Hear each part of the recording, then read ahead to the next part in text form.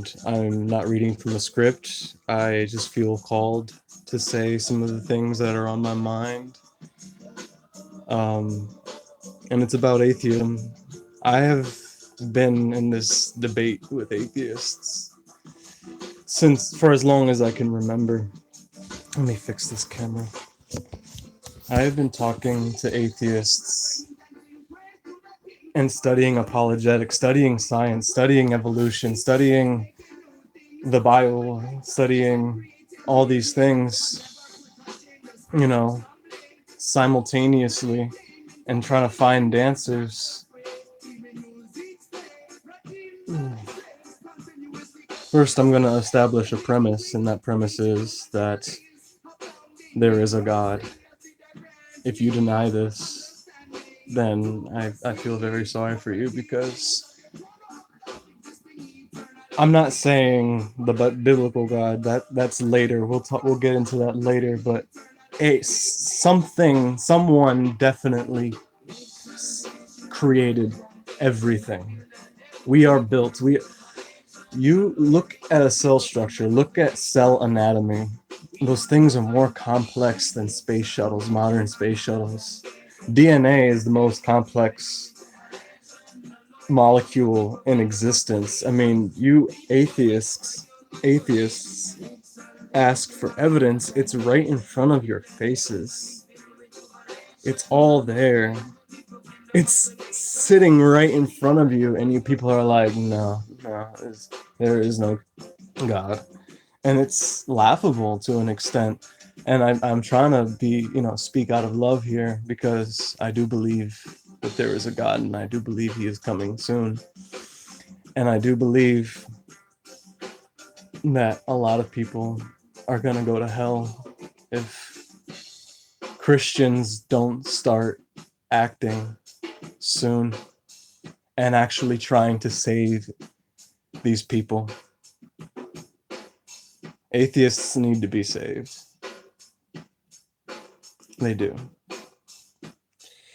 Anyways, let's get into this. If you were to concede the point that there is a God, the question then is, which God? There have been thousands of religions, blah, blah, blah. I've seen atheists ask this question over and over and over again, and it's getting really annoying having to type out the same answer that you can use deductive reasoning very easily and narrow it down quite a bit. You can take the thousands of religions and eliminate all the dead ones. The ones that haven't existed for thousands of years anymore, all those, the dead ones, because if you think logically and concede that there is a God, you're gonna think, it's logical to assume that he wouldn't let his influence die. You need to keep that in mind. Like, you say Zeus, you say the flying spaghetti monster, none of those have any historical validity or any. It's like you're committing intellectual suicide, to be honest, when you try to say the spaghetti monster or pull something out of your butt, because single serve OJ is perfect for when you're on the go. Like right now. Like, that's right. There is no validity to it whatsoever. Now, if we look at the Bible, this is a New Testament Bible. I have I have both, but this is, small and convenient to carry around. Anyways, I'm sorry, I wanted to change the music. Where was I? Bible. All right. Flip through the New Testament Bible, and what do you see? A story? I don't think you're actually that ignorant to think that the story of Christ is just a story. I don't really believe that people are that ignorant. Jesus Christ was and is the most famous man to ever live. The most famous. He has more historical validity than Alexander the Great and Tiberius Caesar. So if you believe in those people, why not Christ? There were 12 disciples, and only 4 of them wrote Gospels. Only 4 of them wrote the Gospels. And to believe that under Roman influence, they could spread what would become the largest and most renowned faith in existence, to believe, to not see that as a miracle in itself really blows my mind. And these people all died in horrible ways, spreading what they truly believed. Would Peter go to the extent he went to the point where he was crucified upside down for something he didn't believe in, for something he didn't witness? I don't care how old you think the Gospels really are. It was obviously within the 1st century AD. By the way, what year is it? 2018. Since when did people start counting from this date? Like, you really got to be ignorant to deny Christ existed. And I don't mean ignorant in an insulting way. I mean that in a very literal sense. Ignorant, prone to ignoring.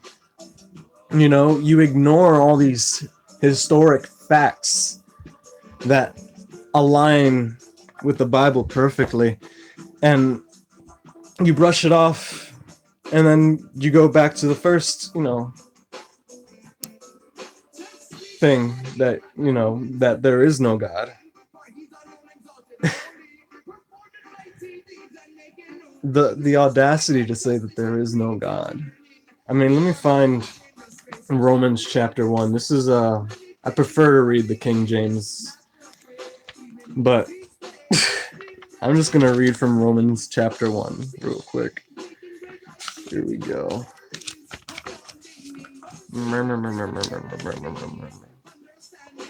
Oh geez, here it is. Okay.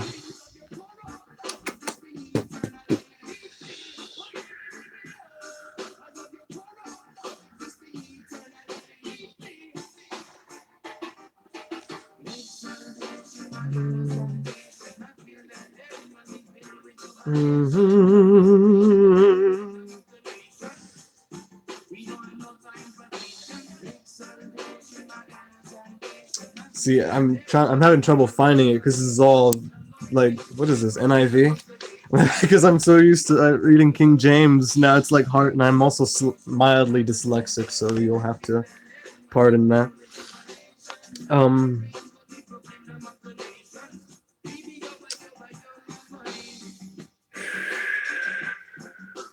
Here it is.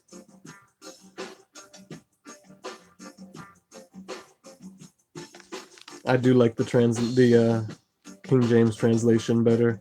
Since what may be known about God is plain to them, because God has made it plain to them. Okay, let me just start from the beginning of this. Okay, the wrath of God is being revealed from heaven against all the godlessness and wickedness of men who suppress the truth by their wickedness. Since what may be known about God is plain to them, because God has made it plain to them.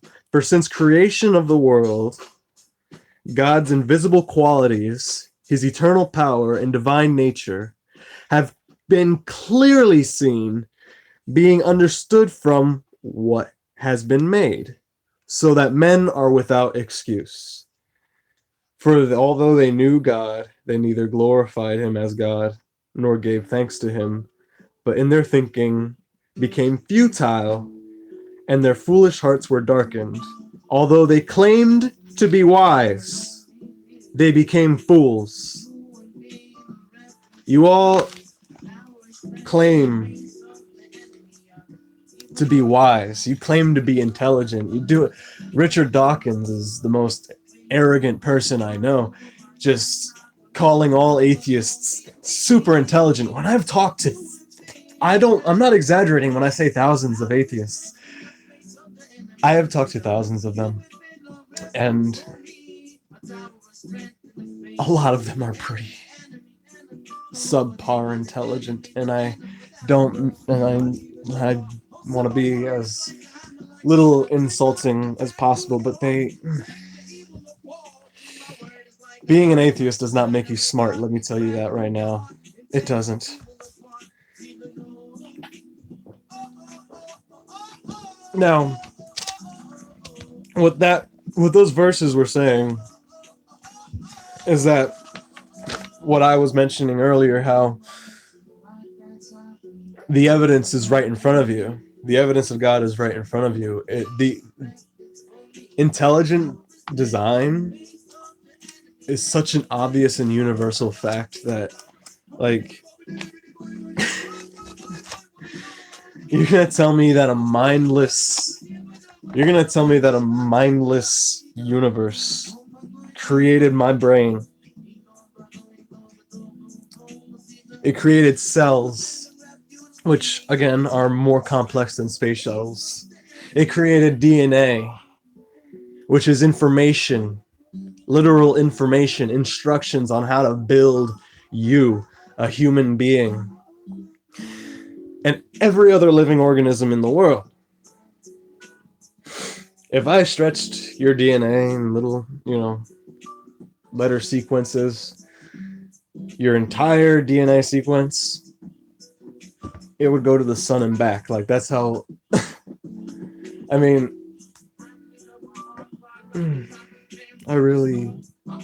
it's really unsettling to know that there are people out there who think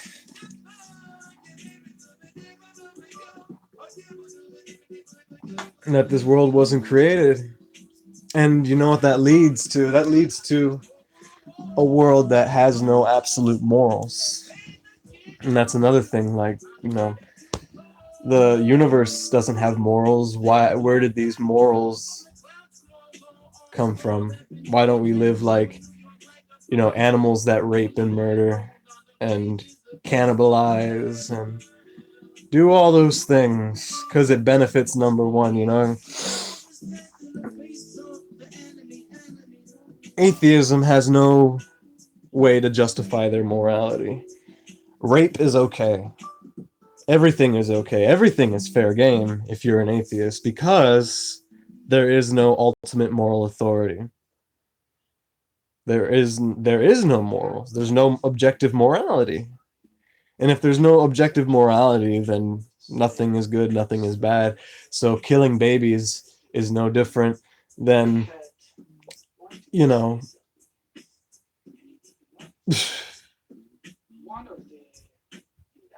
actually feeding a homeless person, because, like, you're not really doing anything. Like, when you're feeding a homeless person, that's your loss because you're losing something, but you get this good little feeling inside, blah blah blah. What is that good feeling? Like, why do we discern good from bad at all? And another question you have to ask yourself is, if we were created by a mindless universe, where did religion even come from? I give you a little straight up little answer. Genesis is very clear why there are so many religions. People serve their own, a lot of people serve gods, and if you read the word and see that, you know, learn about the fallen angels and everything, you'll learn that they came to earth and, you know, claimed to be gods. They weren't gods. To us, they were. I mean, but they're not. They're the tooth. A whole third of God's angels were cast from heaven, along with Lucifer. A whole third of them. So there's a very straightforward answer as to why there are many pagan gods. And of course, those pagan religions evolved and blah blah blah. But the Bible is pretty consistent about their one God, and it's always been one God, even before Christ. Christ is God in the flesh, and is also God's son, because his spirit went into Mary's womb, and she conceived and bore a son, the Son of God. That's why he is known as the Son of God. And that's why he's God. That's why it's 3 in 1. Anyways, we have our first actual live listener. I don't know if you're still there, but 15 minutes, there hasn't been anybody yet. Anyways, what else can I say? I mean, I've said it all already.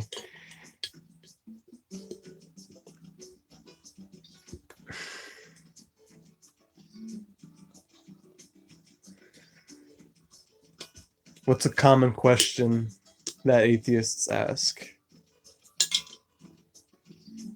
I mean, they call the Bible, anyways, they call it a book of fairy tales. And nothing could be further from the truth. I mean, you read through the Bible, you're reading history. This is a historical narrative. The Bible is a historical narrative. And it wasn't written 2,000 years ago. Yes, it was completed and finished 2,000 years ago, but it was being written. It's 66 books written by 40 different authors from 3 different continents. And it all flows perfectly together. So, again, given the fact that the Bible is a historical narrative, that's just another, clue as to, once you concede the point that there is a God, the question is then, which God is it? That's a pretty big clue as to which God it is, because the Bible is a historical narrative. Jesus walked this earth. The disciples walked the earth. King David was a real person. Abraham was a real person. You learned about him in history class. Joseph, the last story in Genesis, the story of Joseph, he becomes second in command of Egypt, and he settles.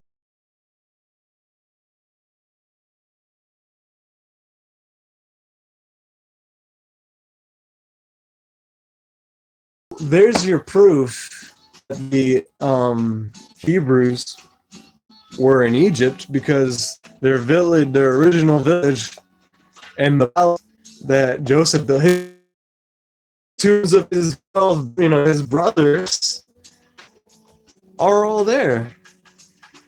And he had a pyramid tomb, which only royalty received. You had to be royalty to receive, but this was a smaller tomb, pyramid, and the fragments of Joseph's statue found, and they were, reconstructed, and he's wearing his coat of many colors. His hair is that of a Canaanite, and he has a throw staff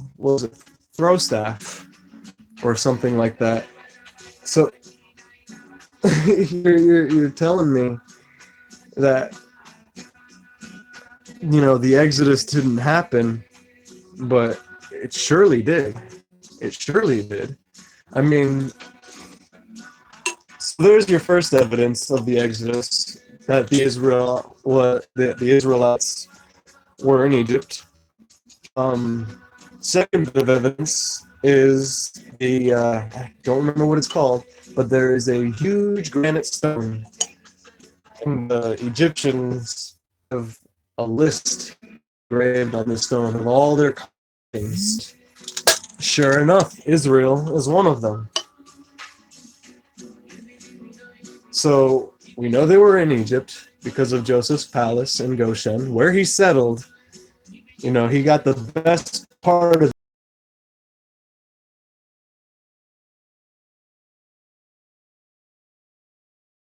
his for saving Egypt. La la la la. Drawing blanks here. I'm sorry.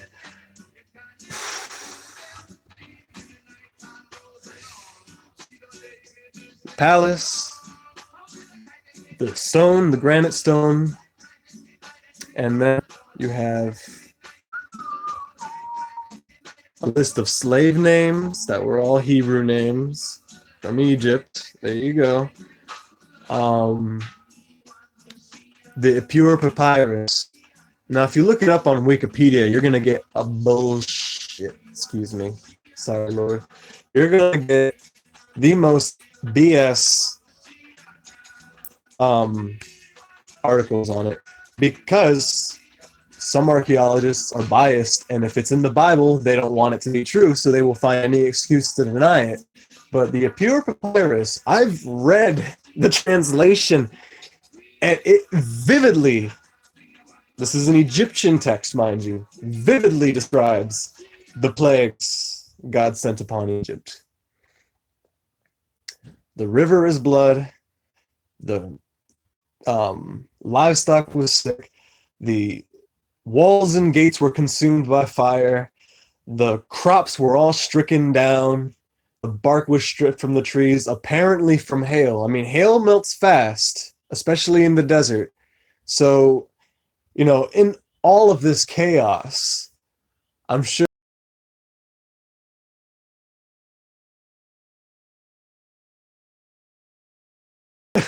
I don't know. Depends on the climate back then. But it says that the trees were stripped of bark. Sons were the sons of princes were dying. What did I mean, talking about their sons dying, and when it says the firstborn son, it meant everybody who was firstborn, and a lot of people had a lot of big families, so it didn't matter who you were. You could have been an old man, you would have died. It wasn't just kids dying, it was everyone's firstborn. So they probably didn't really even discern that, because to them it would have looked more like random death, but it was the firstborn. And they're talking about all these dead princes, and about this maybe another time. Maybe I'll make a part 2, but I'm having connection issues at the moment.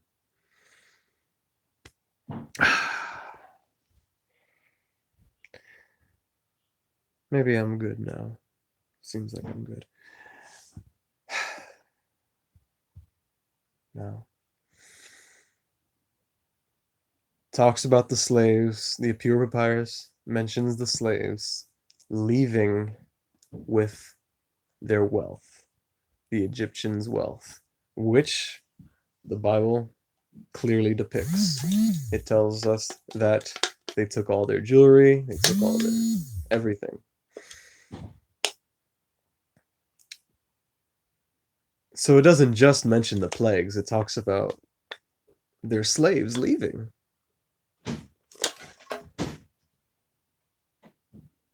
It's very hard to find evidence of defeat in Egypt because the Egyptians were known for exaggerating their victories and concealing their defeats. They even used to destroy the memories of certain pharaohs that weren't so good.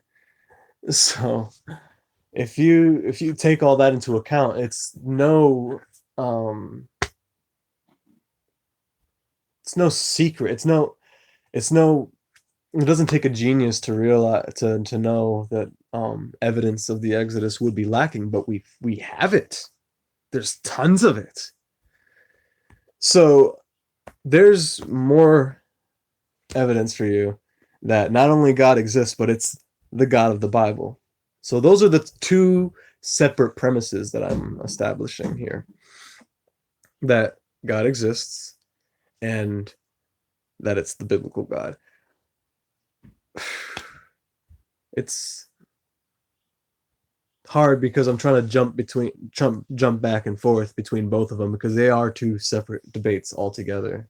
And I believe I've given a good brief summary of the things that I know about that confirm both of those premises. I mean, again, I've talked to hundreds, if not thousands, of atheists throughout my life. I'm going to tell you a little story. My first atheist encounter was on my first day on a school bus. I was in like first grade, I believe. Sat next to me was a fifth grader, straight up atheist, very smart, had his glasses and everything. And I had never heard about evolution until I met that kid. And I sat next to him every day. And me and my tiny little first grader brain, all I knew was like the basic stories. So you could imagine how hard that was for my faith. He's telling me about all this evolution, caveman. He's like, snakes can't talk. And I was like, well, actually, the snake was Satan, if you read. But, anyways, that kind of sparked something in me to always seek more than just that. And I know I'm supposed to live by faith alone, be like a child and just accept it because, you know, if you believe, just believe it, you know? That's explosion, expansion, whatever, matter, form planets, and then one of them happened to be so hunky dory, so perfectly close to the sun, with the one moon perfectly spherical and away from Earth. You know how nicely we orbit the sun, or if you're a flat earther, I'm gonna go right now and tell you it doesn't matter if the Earth is round or flat, because the Bible calls the Earth a circle, and circle in Hebrew meant sphere and circle. So it doesn't specify. What we do know from the Bible is that God hangeth the earth on nothing. So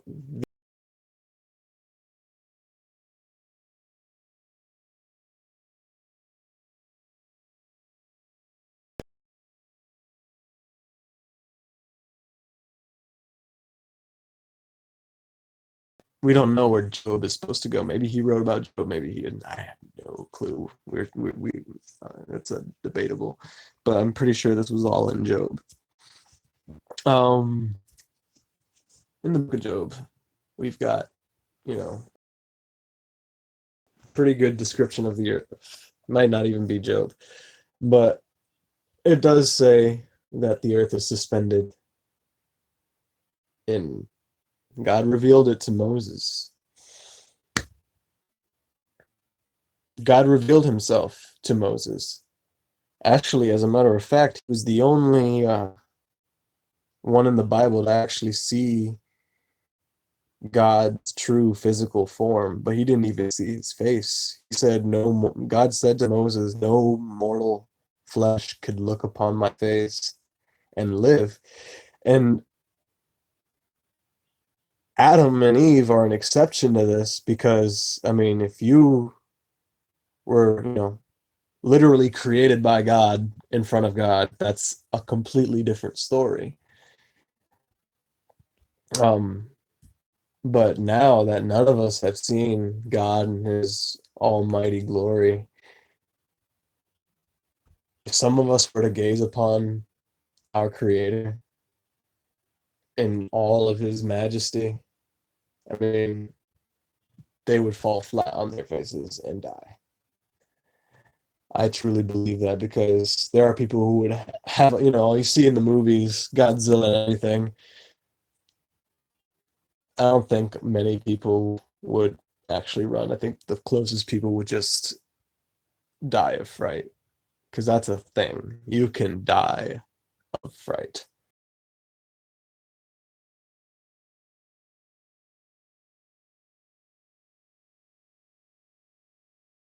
His face and his hair to go pale, and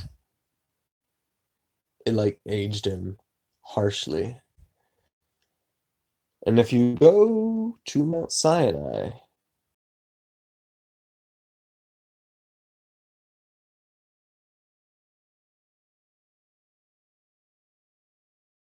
that heavily guarded area, I mean, there are people out there who don't want people to know that God exists. I know it. 20, 30, 30, 20, 10. What if there was just one?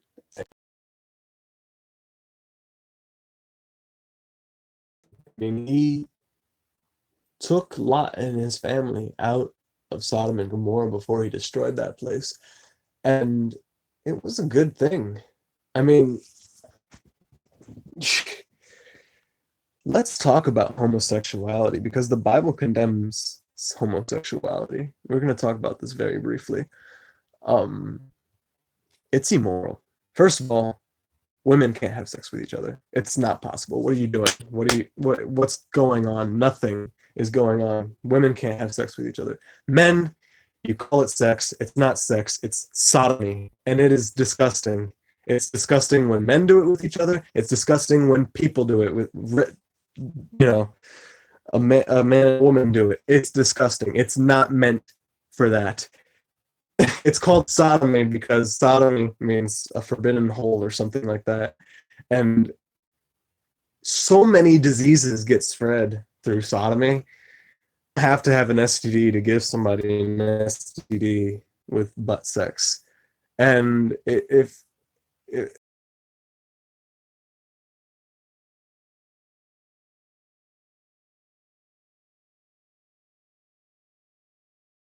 butt plug or something because you can't shit properly. Excuse me.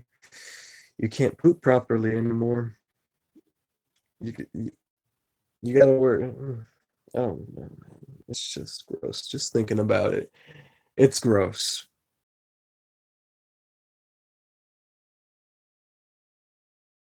Just have regular sex.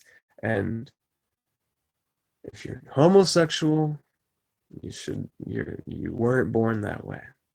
Something happened in your lifetime and nobody was there to correct you.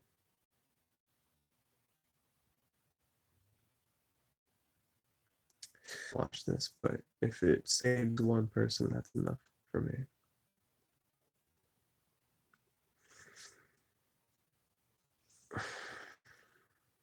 I think I'm gonna let this run for maybe an hour. Just talking. And if people want to take the time to watch this video, leave a comment, ask a question, raise a point, anything, just do it, and I will most likely respond to it. And if enough people watch this and enough questions are asked and if enough, points are made, my hair is like all over the place. I don't even know what to do with it. It's like beep. Oh my goodness. And pardon the paint on my shirt. All my clothes tend to turn into work clothes at some point.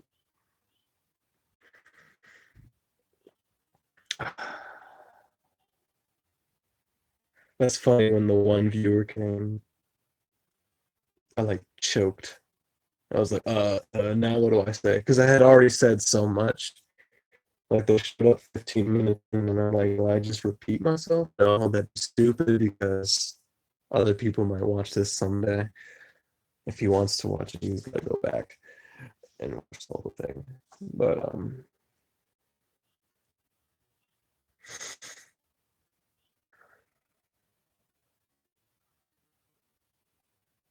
again, with the Bible being a historical narrative, I mean, I've already given perfectly good examples of evidence for the Exodus. A little bit of Genesis. Noah's flood. I'm gonna talk about Noah's flood. I mean, there are fossils on top of Mount Everest. So there's your fossils. Sorry, fossils, marine fossils, marine fossils on top of Mount Everest.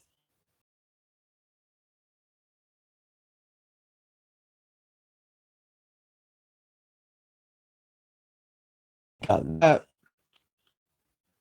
on top of, mass graves of animals worldwide that have been fossilized, mass graves of people. Um, and you've also got other cultures describing a global flood all over the world. And they all have very good parallel to what's written in the Bible.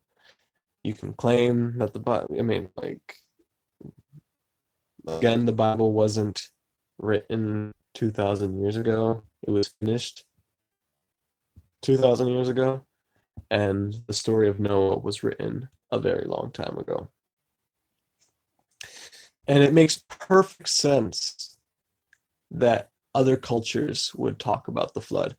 They had, first of all, some of them had like 40 days. If some of them wrote it during the flood and protected it in some kind of capsule to like tell whoever might survive this flood, you know, whatever. This thing on my hat. What else? I mean, King David, all these. You can't deny the historical content in the Bible. So, a lot of atheists like to say, um, you can't use lay down. Like you can't use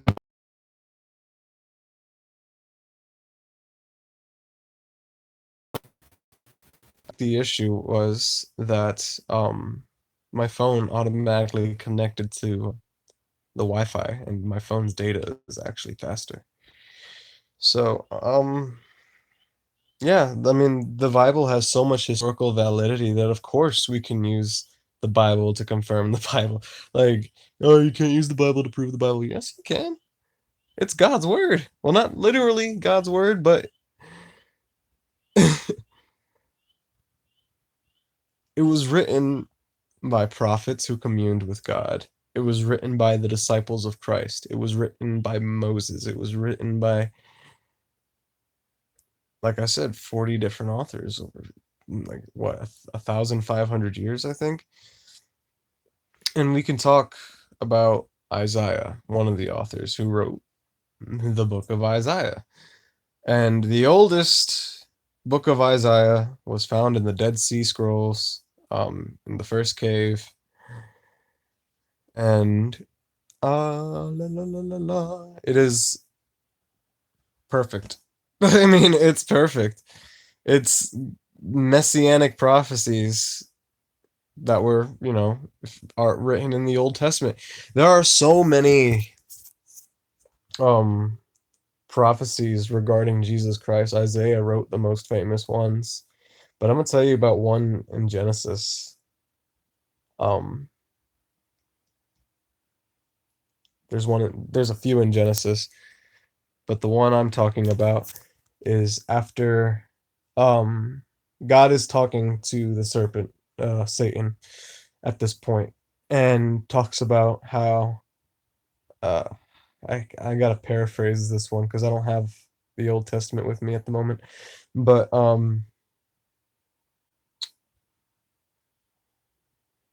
basically establishing a blood feud between uh Eve's seed and his seed, whatever, and that the point the main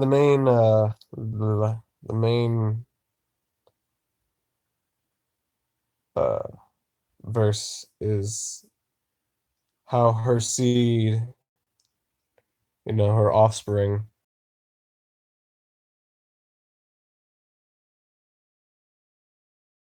and that he would bruise his heel. Jesus' garden, and Satan tried to creep up on him in the form of a snake. What happened? He crushes it with his heel. He crushes his head, with his heel. That's Genesis. That was a prophecy written in Genesis, told by God to Moses, who wrote the original Torah.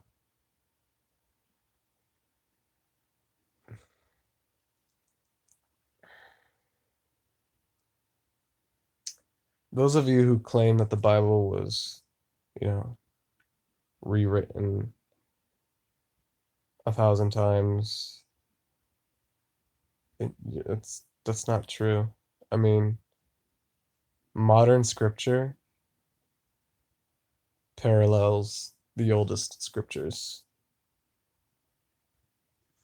So that claim is a lot of atheist claims are just based on ignorance.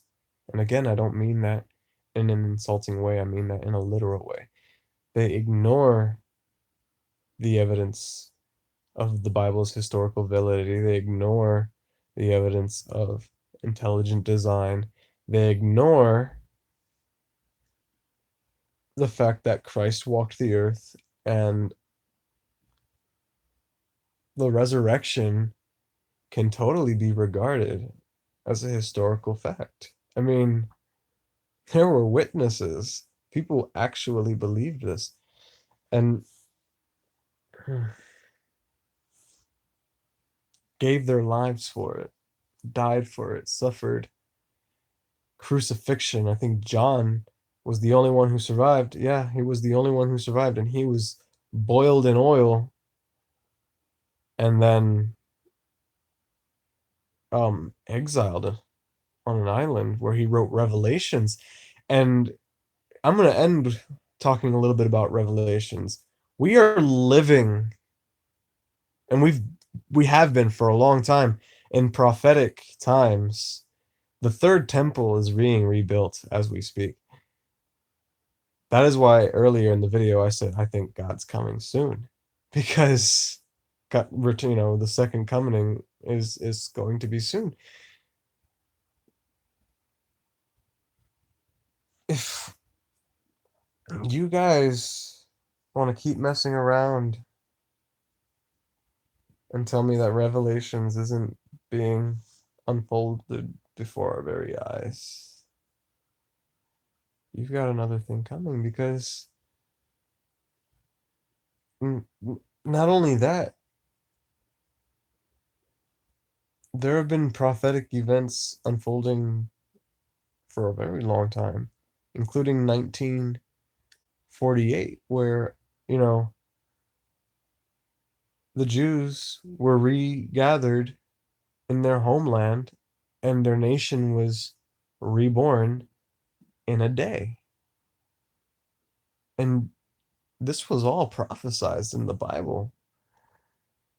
The third temple is being built as we speak, and the Antichrist, when I say the Antichrist, I'm talking about the main one, because there are many Antichrists, but he's going to go into that temple and declare himself God, to be God, and that's when things are going to start getting ugly. Things have already started to get ugly, I mean.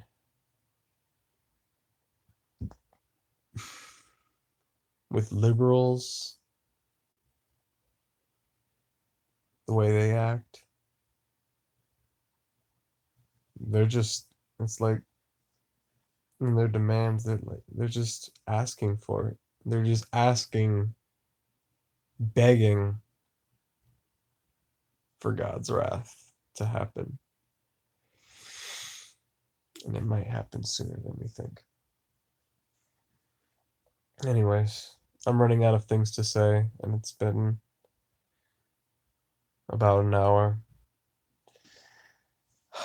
if I think of something within the next um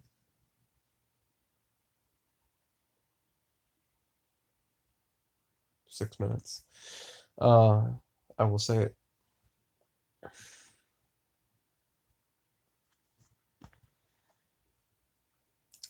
Yeah, I ranted a little bit,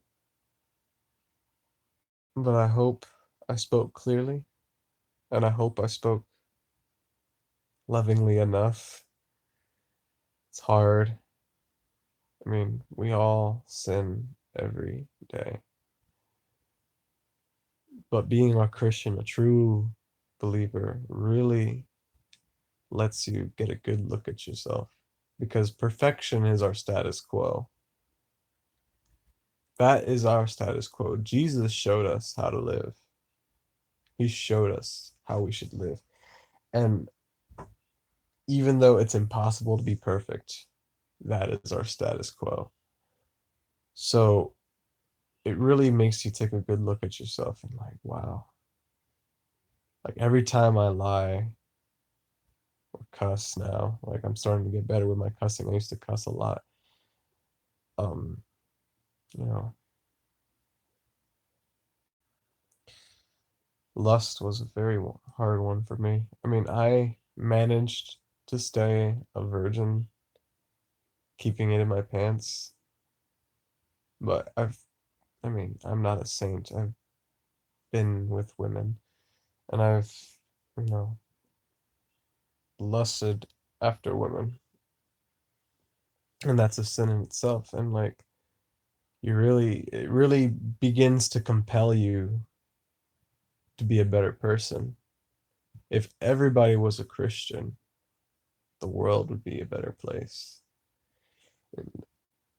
You know, it, you don't gotta go to church every Sunday to be a Christian. And my church, let me tell you something about my church. My dad is a worship leader, and I've known these people like my whole life almost. And our music is so powerful and so great that you won't be putting your hands up just to look good. You will be putting your hands up. If it is so common for these people to worship celebrities the way they do and scream and shout and worship these celebrities, I mean, that's pretty sad if you can't show that same kind of um, admiration for Christ, for God, your creator. I mean, that you love. He made this beautiful earth for us to tend to, and we've squandered it. We've squandered all of his gifts. We have. We've abused them all. There are none righteous. There are none good.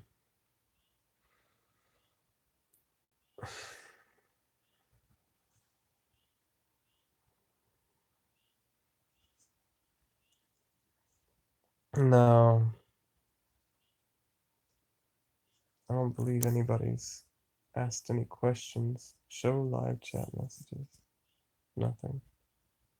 Okay. Well.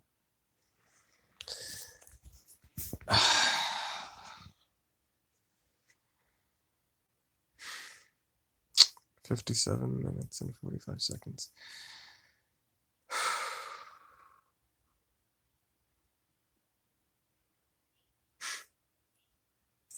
I really did pour out a lot of info. I have ADHD. I'm mildly dyslexic. And I just go on these rants. And it's hard when I have to read something out loud because, you know, finding my place. It's not bad dyslexia at all. Like, I hardly can tell I have it. But when I got to read small print out loud, sometimes I trip up. Sometimes I read the same line twice. I can't, like, it's weird. Like, I can read But if you tell me to spell the word I just read, I'm not gonna, you know.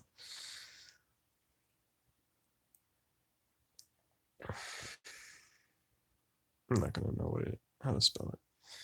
I still spell believe with the I and the E switched, and I always gotta go back and like when I'm typing. I'm just telling you a little bit about myself.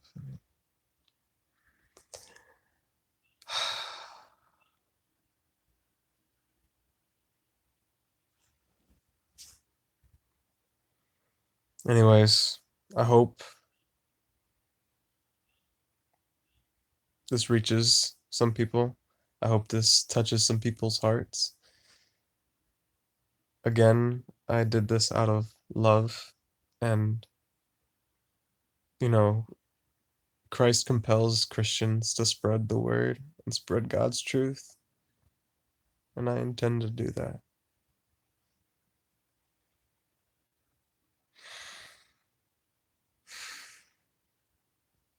I hope everybody has a good night.